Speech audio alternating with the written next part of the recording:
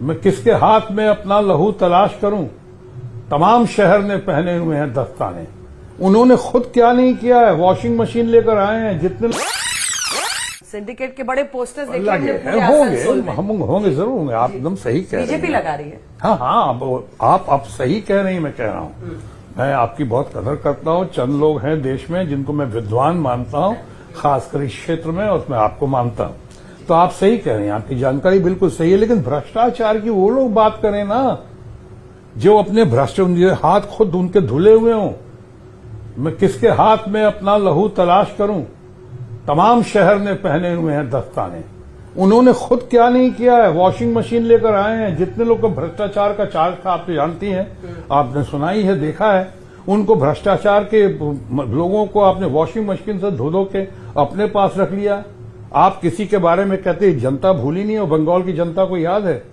आपने हमारे किसी स्वर्गीय मित्र के बारे में आपने कहा था कि 70,000 करोड़ रुपए का घोटाला किया। प्रधानमंत्री ने खुद कहा था, माननीय प्रधानमंत्री ने, और 2 दिन बाद 2 जुलाई को उसको आपने अपनी पार्टी में आपके शामिल हो गए तो आपने वित्त मंत्री बना दिया, आपने उप मुख्यमंत्री बना दिया। मैं उनके बारे में नहीं बोल रहा हूं, मैं ये इनके बारे में कह रहा हूं कि हमारे दोस्त माननीय प्रधानमंत्री जिन्होंने करप्शन का चार्ज खुद लगाया था, वो उनके नजरों में बाद में करप्ट नहीं रहे। उसी तरह से बहुत सारे आसाम के मुख्यमंत्री हैं कि मैं नाम क्यों लूं किसी का।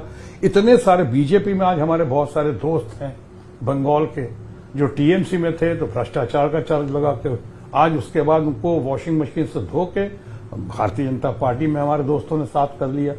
अब ये क्या तमाशा है। तो भ्रष्टाचार आप जो कहते हैं वो कहते हैं कि आपने पहले साबित करना होगा, आपको प्रूफ देना होगा कि आप नहीं हैं। हमने हमेशा आपको देखा होगा, आपने सुना होगा, मैं हमेशा कोट करता हूं कि पहला पत्थर वो मारे, जीसस क्राइस्ट का वो सेंटेंस जो है कि पहला पत्थर वो मारे किसी पापी पे जिन्होंने खुद कोई पाप ना किया। तो आप अपने को भ्रष्टाचार में देखते नहीं, आप परिवारवाद की बात करते हैं। सारा समूह मुझसे ज्यादा कौन जानता है भारतीय जनता पार्टी को। मैं तो उसी परिवार का सदस्य रहा हूं, मेरा लालन पालन तो भारतीय जनता पार्टी में ही हुआ है।